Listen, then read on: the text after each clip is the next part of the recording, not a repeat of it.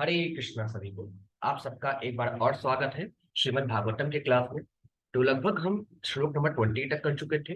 अब श्लोक number 21 start करते हैं। लेकिन इसको प्रारंभ करने से पहले हम भगवान श्री कृष्ण की प्रार्थना करेंगे। तो सभी लोग अपने दोनों हाथों को जोड़ ले और भगवान श्री कृष्ण से प्रार्थना करें। ओम नमो भगवते वासुदेवाय।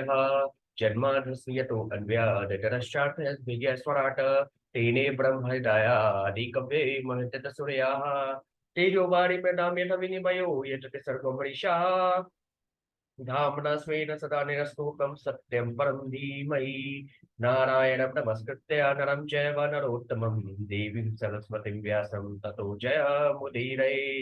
हरे कृष्णा कृष्णा कृष्णा हरे हरे, हरे राम राम राम हरे हरे।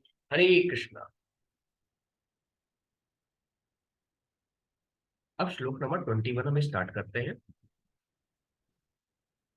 फिर आगे तत्राढम् अर्षणं नाम तीर्थं पापहरं परम् उपस्पृश्यानुशमनं तपसा तो अस्य अधीरम अधरीम।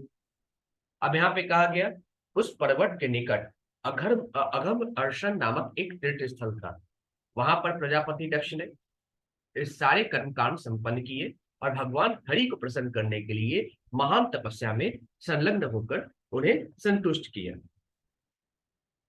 फिर आगे सुखदेव जी कहते हैं अस्तौषी अध अंग सगो है न भगवंत मधु अक्षजम तुभ्यम तदवीधा अस्त्यामि कस्या तु अस्य अद्य था हरि। अब सुखदेव जी कहते हैं कि हे राजन, अब मैं आपसे हंस गुह नामक स्तुतियों की पूरी व्याख्या करूंगा जिन्हें दक्ष ने भगवान को अर्पित किया, और मैं बताऊंगा किस तरह उन स्तुतियों से भगवान उन पर प्रसन्न हुए। अब यहाँ पे प्रजापति रुवाच। अब यहाँ पे प्रजापति दक्ष भगवान विष्णु की स्तुति करते हैं। वो स्तुति इस प्रकार है। नमः पराय वीतथानुभूतये गुणत्रया भाषण इमित्त बंधवे अष्टधामने गुणतत्व बुद्धिभिः निर्वृत्तिमानाय ददे स्वयं भुवे। इसका मतलब प्रजापति दक्ष ने कहा भगवान माया तथा उससे उत्पन्न शारीरिक कोटियों से परे हैं। उनमें अचूक ज्ञान तथा परम इच्छा शक्ति रहती है और वे जीवों तथा माया के नियंता है। जिन बद्धात्माओं ने इस भौतिक जगत को सर्वस्व समझ रखा है वे उन्हें नहीं देख सकते, क्योंकि वे व्यावहारिक ज्ञान के प्रमाण से परे हैं। वे स्वतः प्रकट तथा आत्मतुष्ट हैं। वे किसी कारण द्वारा उत्पन्न नहीं किए जाते। मैं उन्हें सादर नमस्कार करता हूँ। फिर आगे प्रजापति दक्ष कहते हैं न यश्य सखयम पुरुषो अवैति सुखियुः सखा वसंत वसंत संवत्सरतः सदा पुरे अस्मिन् गुणो यथा गुणीरो व्यक्त दृश्यते अस्त अस्मै महेशाय नमस्ये करोमि। अब प्रजापति दक्ष कहते हैं जिस तरह इंद्रिय विषय यानी रूप, स्वाद, स्पर्श, गंध तथा ध्वनि यह नहीं समझ सकते कि इंद्रियां उनकी अनुभूति किस तरीके से करती हैं, उसी तरीके से बद्धात्मा यद्यपि अपने शरीर में परमात्मा के साथ साथ निवास करता है, पर वह यह नहीं समझ सकता कि भौतिक सृष्टि के स्वामी परम आध्यात्मिक पुरुष किस तरह उसकी इंद्रियों को निर्देश देते हैं। मैं उन परम पुरुष को सादर नमस्कार करता हूँ जो परम नियंता है। फिर आगे प्रजापति दक्ष आगे स्तुति करते हैं देहो असगो अक्षा मनवो भूत मात्रा मात्मान मनयं च विदुः परम यता सर्वं पुमान वेद गुणाम अश्च तज्जगयो न वेद सर्वज्ञ मनंत मीरे। अब यहाँ पे दक्ष प्रजापति कहते हैं केवल पदार्थ होने के कारण शरीर, प्राण, प्राणवायु, बाह्य तथा आंतरिक इंद्रियां, पांच स्थूल तत्व तथा सूक्ष्म इंद्रिय विषय यानी रूप, स्वाद, गंध, ध्वनि तथा स्पर्श अपने स्वभाव को, अन्य इंद्रियों के स्वभाव को या उनके नियंताओं के स्वभाव को नहीं जान पाते, किंतु जीव अपने आध्यात्मिक स्वभाव के कारण अपने शरीर, प्राणवायु, इंद्रियों, तत्वों तथा इंद्र विषयों को जान सकता है। और वह तीन गुणों को भी जो उनके मूल में होते हैं जान सकता है। इतने पर भी यद्यपि जीव उनसे पूर्णतया भिन्न होता है, किंतु वह पुरुष परम पुरुष को जो सर्वज्ञ तथा असीम है देख पाने में अक्षम रहता है। इसलिए मैं उन्हें सादर नमस्कार करता हूँ। फिर आगे दक्ष प्रजापति कहते हैं, यदो परामो मनसो नाम रूप रूपस्य दृष्ट स्मृति संप्रभो प्रमोषात य ईयते केवलया सव संस्थया हमसाय तस्मै शुचि अस अद्य मने नमः।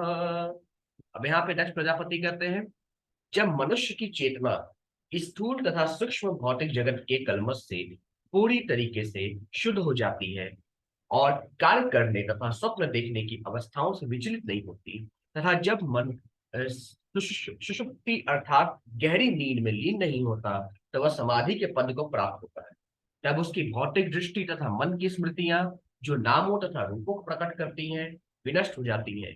केवल ऐसी ही समाधि में भगवान प्रकट होते हैं। अतः हम उन भगवान को नमस्कार करते हैं जो उस अकलुषित दिव्य अवस्था में देखे जाते हैं। फिर आगे प्रजापति दक्ष कहते हैं, मनीषिनो अंतर्हृदय सन्निवेशितम सब शक्ति ने भिनर्भिक्ष वृद्धि वृत्तिभी वहनी यथा दारूणी पांचज दस्यम मनीषाया निष्कर्षन्ति गूढ़म सवै ममाशेष विशेष मया माया निषेध निर्वाण सुखानुभूति स सर्वनामा स च विश्वरूपः प्रसीदाता प्रसीदता मनी मणि रुक्ता रुक्तात्म शक्ति। अब आगे दक्ष प्रजापति कहते हैं, जिस तरह कर्म कांड तथा यज्ञ करने में निपुण प्रकांड विद्वान ब्राह्मण 15 सामीधिनी मंत्रों का उच्चारण करके काष्ठ के भीतर शुक्त अग्नि को बाहर निकाल सकते हैं और इस तरह वैदिक मंत्रों की दक्षता को सिद्ध करते हैं, उसी तरह जो लोग कृष्ण भावनामृत में वस्तुतः बढ़े चढ़े होते हैं, दूसरे शब्दों में जो कृष्ण भावना भावित होते हैं, वे परमात्मा को ढूंढ सकते हैं जो अपनी आध्यात्मिक शक्ति के द्वारा हृदय के भीतर स्थित रहते हैं। हृदय प्रकृति के तीनों गुणों से तथा 9 भौतिक तत्वों प्रकृति, कुल भौतिक शक्ति, अहंकार, मन तथा इंद्र तृप्ति के 5 विषय एवं 5 भौतिक तत्व तथा 10 इंद्रियों द्वारा आच्छादित रहता है। ये 27 तत्व मिलकर भगवान की बहिरंगा शक्ति का निर्माण करते हैं। बड़े बड़े योगी भगवान का ध्यान करते हैं जो परमात्मा रूप में हृदय के भीतर स्थित है। ये वह परमात्मा मुझ पर प्रसन्न हो। जब कोई भौतिक जीवन की असंख्य विविधताओं से मुक्ति के लिए उत्सुक होता है, तो परमात्मा का साक्षात्कार होता है। वस्तुतः उसे ऐसी मुक्ति तब मिलती है जब वह भगवान की दिव्य प्रेमा भक्ति में लग जाता है और अपनी सेवा प्रवृत्ति के कारण भगवान का साक्षात्कार करता है। भगवान को उन अनेक आध्यात्मिक नामों से संबोधित किया जा सकता है जो भौतिक इंद्रियों के लिए अकल्पनीय है। वे भगवान मुझ पर कब प्रसन्न होंगे, ऐसा प्रजापति दक्ष प्रार्थना करते हैं। फिर आगे दक्ष प्रजापति कहते हैं, यद्य अनिरुक्तं वचसा निरूपितं धिया अक्षभिर्वा मनसोत यस्य मा भूत स्वरूपं गुणरूपं हि तत्तत् सवै गुणापाय विसर्ग लक्षणः। अब यहाँ पे जो है दक्ष प्रजापति आगे कहते हैं, भौतिक ध्वनियों द्वारा व्यक्त, भौतिक बुद्धि द्वारा सुनिश्चित तथा भौतिक इंद्रियों द्वारा अनुभव की गई अथवा भौतिक मन के भीतर गढ़ी गई कोई भी वस्तु भौतिक प्रकृति के गुणों के प्रभाव के अतिरिक्त कुछ नहीं होती है। इसलिए भगवान के असली स्वभाव से उसका किसी तरह का संबंध नहीं होता है। परमेश्वर इस भौतिक जगत की सृष्टि के परे है, क्योंकि वे भौतिक गुणों तथा सृष्टि के स्रोत है। सभी कारणों के कारण होते हुए वे सृष्टि के पूर्व तथा सृष्टि के पश्चात विद्यमान रहते हैं। मैं उन्हें सादर प्रणाम करना चाहता हूँ।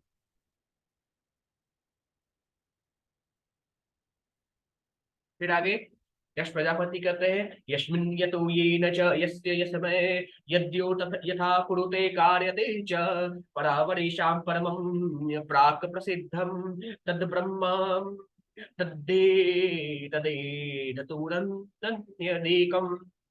अब यहाँ पे दक्ष प्रजापति कहते हैं, परब्रह्म कृष्ण प्रत्येक वस्तु के परम आश्रय तथा उद्गम है।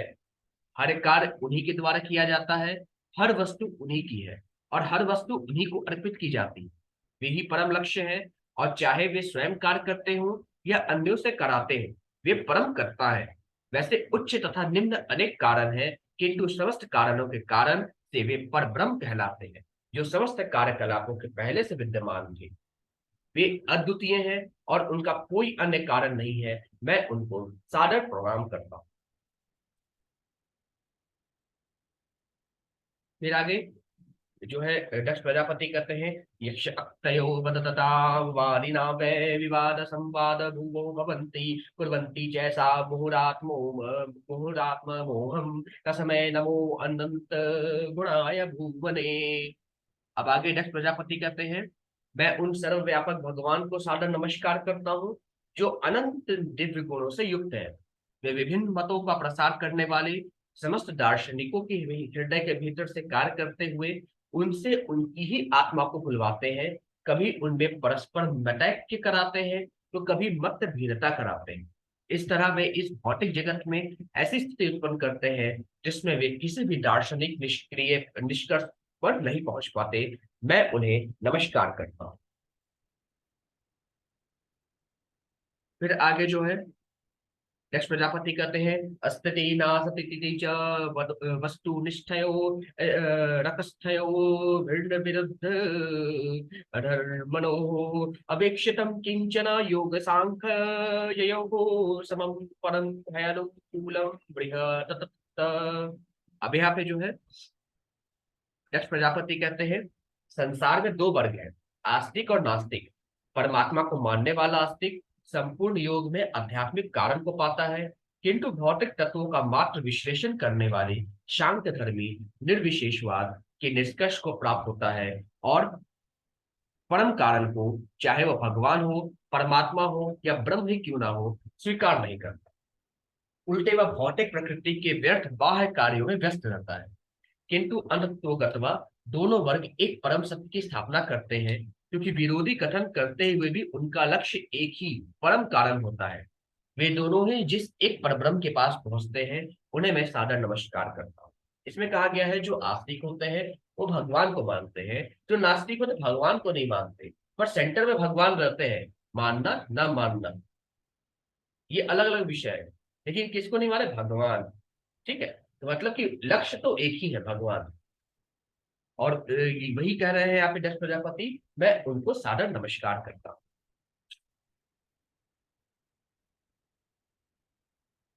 फिर आगे दक्ष प्रजापति कहते हैं, यो अनुग्रहार्थम भजता पाद मूल मना मरूपो भगवान अनंत नमानि रूपाणि च जन्म कर्म भी भ्रेजे च समयम परमः प्रसीदतु। अब आगे जो है यहाँ पे कहा गया है दक्ष प्रजापति द्वारा, पूर्ण पुरुषोत्तम भगवान जो कि अचिंत रूप से ऐश्वर्यवान है, जो सारे भौतिक नामों, रूपों तथा लीलाओं से रहित है, तथा जो सर्व व्यापक है, उन भक्तों पर विशेष रूप से कृपालु रहते हैं, जो उनके चरण कमलों की पूजा करते हैं। इस तरह वे विभिन्न लीलाओं सहित दिव्य रूपों तथा नामों को प्रकट करते हैं। ऐसे भगवान जो सच्चिदानंद विग्रह है, मुझ पर कृपालु। फिर आगे जो है दक्ष प्रजापति कहते हैं, यह प्रकृते ज्ञान पठे अर्जुनानाम यथा यथा स्वयं देहगतो विभाति यथा नीलः पार्थिवमाश्रितो गुणम स ईश्वरो मे कुरुता मनोरथम। अब आगे दक्ष प्रजापति कहते हैं, जिस तरह वायु भौतिक तत्वों के विभिन्न विविध गुण तथा यथा फूल की गंध या वायु में धूल के मिश्रण से उत्पन्न विभिन्न रंग अपने साथ ले जाती है, उसी प्रकार से भगवान मनुष्य की इच्छाओं के अनुसार पूजा की निम्नतर प्रणालियों के माध्यम से प्रकट होते हैं। यद्यपि वे देवताओं के रूप में प्रकट होते हैं, अपने आदि रूप में नहीं, तो इन अन्य रूपों का क्या लाभ है। ऐसे आदि भगवान मेरी इच्छाएं परिपूर्ण करें। फिर आगे दक्ष प्रजापति कहते हैं, इस प्रकार दस प्रजापति जो है स्तुति करते हैं भगवान विष्णु की। अब सुखदेव जी कहते हैं, श्री सुकुवाच इति स्तुतः अस्तुतः संस्तुवतः स तस्मिन्नेघवर्षणे प्रादुरासित कुरु श्रेष्ठ भगवान् भक्तवत्सलः कृतपादः सुपर्णामसे प्रलम्बा अष्ट महाभुजः चक्रशंख शीर्षधनु पाशगदाधरः पितवासाधर घनश्यामः प्रसन्नवदने अक्षरः वनमाला निमित्तांगो लक्ष अक्षरी वत्स्य कौस्तुभः महाकिरीटे कटकः स्फुरन् मकर कुंडलः कांचय गुलिय वलय पुरांगदभूषितः त्रैलोक्य मोहनं रूपं विविध अत्रि भुवनेश्वरः मृदो नारदन अद्यः पार्षदः सुरयूथपः स्तूयमानो अनुगाय गायदीप सिद्धे गंधर्व चारण है। अब सुखदेव जी गोस्वामी कहते हैं, अपने भक्तों के प्रति अत्यधिक स्नेहिल भगवान हरि दक्ष द्वारा की गई स्तुतियों से अत्यधिक प्रसन्न हुए, अतः वे अघमर्षण नामक पवित्र स्थान पर प्रकट हुए। हे श्रेष्ठ कुरुवंशी महाराज परीक्षित, भगवान के चरण कमल उनके वाहन गरुड़ के कंधों पर रखे थे और वे अपनी 8 लंबी बलिष्ठ अतीव सुंदर भुजाओं सहित प्रकट हुए। अपने हाथ में वे चक्र शंख तलवार ढाल बाण धनुष रस्सी तथा गदा धारण किए थे। प्रत्येक हाथ में अलग अलग हथियार थे और सबके सब चमचमा रहे। उनके वस्त्र पीले थे और उनके शरीर का रंग गहरा नीला था। उनकी आंखें तथा मुख अति मनोहर थे और उनके गले से लेकर पांव तक फूलों की लंबी माला लटक रही। उनका वक्षस्थल कौस्तुभ मणि तथा श्रीवस्त्र चीन से सुशोभित था। उनके सिर पर विशाल गोल मुकुट था और उनके कान मछलियों के सदृश कुंडलों से सुशोभित थे। ये सारे आभूषण असाधारण रूप से सुंदर थे। भगवान अपनी कमर में सोने की पेटी, बाहों में बिजावट, उंगलियों में अंगूठियां तथा पांव में पायल पहने थे। इस तरह विविध आभूषणों से सुशोभित भगवान हरि, जो तीनों लोकों के जीवों को आकर्षित करने वाले हैं, पुरुषोत्तम कहलाते हैं। उनके साथ नारद, नंद जैसे महान भक्त तथा स्वर्ग के राजा इंद्र इत्यादि प्रमुख देवता एवं उच्चतर लोकोत्तर यथा सिद्धलोक, गंधर्वलोक तथा चारण लोक के निवासी थे। भगवान के दोनों ओर तथा उनके पीछे भी स्थित ये भक्त निरंतर उनकी स्तुतियां कर रहे थे।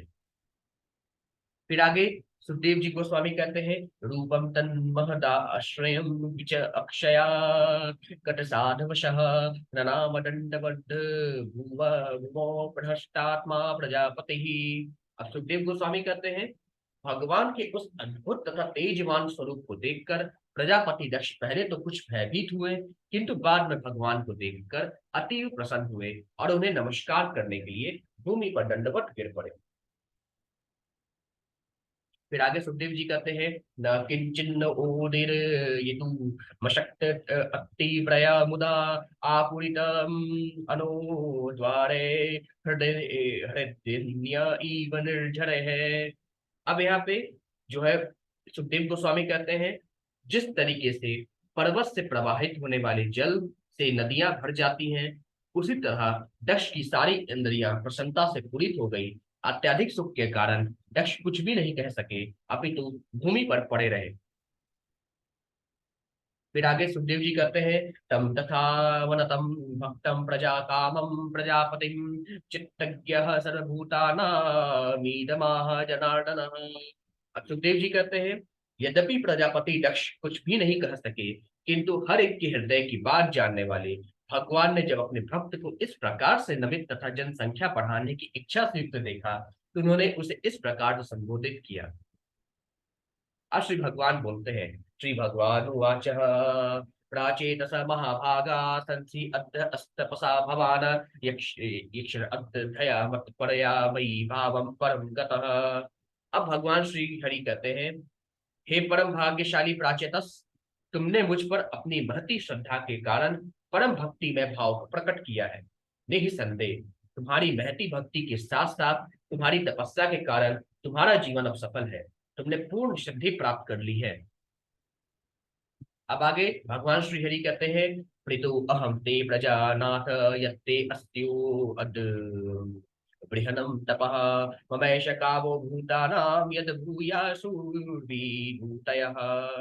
अब आगे भगवान श्री हरि कहते हैं, हे प्रजापति दक्ष, तुमने संसार के कल्याण तथा वृद्धि के लिए घोर तपस्या की है। मेरी भी यही इच्छा है कि इस जगत में हर एक प्राणी सुखी हो। इसलिए मैं तुमसे अत्यधिक प्रसन्न हूं, क्योंकि तुम संपूर्ण जगत के कल्याण की मेरी इच्छा को पूरी करने का प्रयत्न कर रहे हो। अब आगे जो है भगवान श्री हरि कहते हैं, ब्रह्मा भावो भवन्तश्च मनवो विभूतेश्वरः विभूतयो मम भयोता भूतानाहुति हेतवः। अब भगवान श्री हरि कहते हैं, ब्रह्मा, शिव, मनुगण, उच्च लोकों के अन्य सारे देवता तथा जनसंख्या बढ़ाने वाले तुम सारे प्रजापति सारे जीवों के लाभार्थ कार्य कर रहे हो। इस तरह मेरी तटस्था शक्ति के अंश रूप तुम सभी मेरे विभिन्न गुणों के अवतार हो। फिर आगे भगवान श्री विष्णु कहते हैं, तपो मे हृदय ब्रह्माम अस्तु अस्तनु हृदया क्रियाकृति अंगानि कृतवो जाता धर्म आत्मा सवः सुरः। अब भगवान श्री हरि कहते हैं, हे ब्राह्मण, ध्यान रूप में तपस्या ही मेरा हृदय है, स्तुतियों तथा मंत्रों के रूप में वैदिक ज्ञान ही मेरा शरीर है, और आध्यात्मिक कार्य तथा आनंदानुभूतियां ही मेरा वास्तविक स्वरूप है। उचित रीति से संपन्न हुए कर्मकांड तथा यज्ञ मेरे शरीर के विविध अंग है। पुण्य या आध्यात्मिक कार्यों से उत्पन्न अदृश्य सौभाग्य मेरा मन है, और विविध विभागों में मेरे आदेशों को लागू करने वाले देवता मेरे जीवन तथा आत्मा है। फिर आगे भगवान श्री हरि कहते हैं, अहमेवा समैवाग्रे नान्य अतकी अचान्तरम बहि संज्ञान मात्र अव्यक्तम प्रसुप्त प्रसुप्तमीव विश्वतः।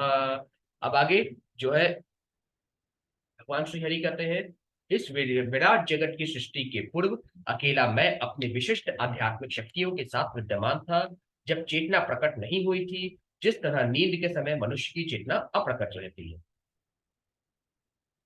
फिर आगे भगवान श्री हरि कहते हैं, मयया अनंत गुणे अनंते अनंते गुणतो गुण विग्रह यदा सत तथा एवाद्य स्वयं समभूरजः। भगवान श्री हरि कहते हैं, मैं असीम शक्ति का आगार हूँ, इसलिए मैं अनंत या सर्वव्यापक के नाम से प्रसिद्ध हूँ। मेरी भौतिक शक्ति से मेरे भीतर विराट जगत प्रकट हुआ, और इस विराट जगत में मुख्य जीव ब्रह्मा प्रकट हुए, जो तुम लोगों के स्त्रोत हैं, और वे किसी भौतिक माता से नहीं जन्मे हैं। फिर आगे भगवान श्री हरि कहते हैं, समय समय यदा महादेवो मम विरयोपबृहत्यहं बृंहित मेने खिल विवात्मा अन्य मुक्त्यतः सर्व स्वर्ग कर्मणि अथ मे अभिहितो देवस्तपो अत पयत दारुणम नव विश्व सृजो युष माने नादाव सृज विभु। अब यहाँ पे जो है भगवान श्री हरि कहते हैं, जब ब्रह्मांड के मुख्य देवता ब्रह्मा स्वयं मेरी शक्ति के द्वारा प्रेरणा पाकर सृजन करने का प्रयास कर रहे थे, तो उन्होंने अपने को असमर्थ पाया। इसलिए मैंने उन्हें सलाह दी, और मेरे आदेशों के अनुसार उन्होंने कठिन तपस्या की। इस तपस्या के कारण सृजन के कार्यों में अपनी सहायता के लिए उन्होंने तुम समेत 9 महापुरुषों को उत्पन्न किया।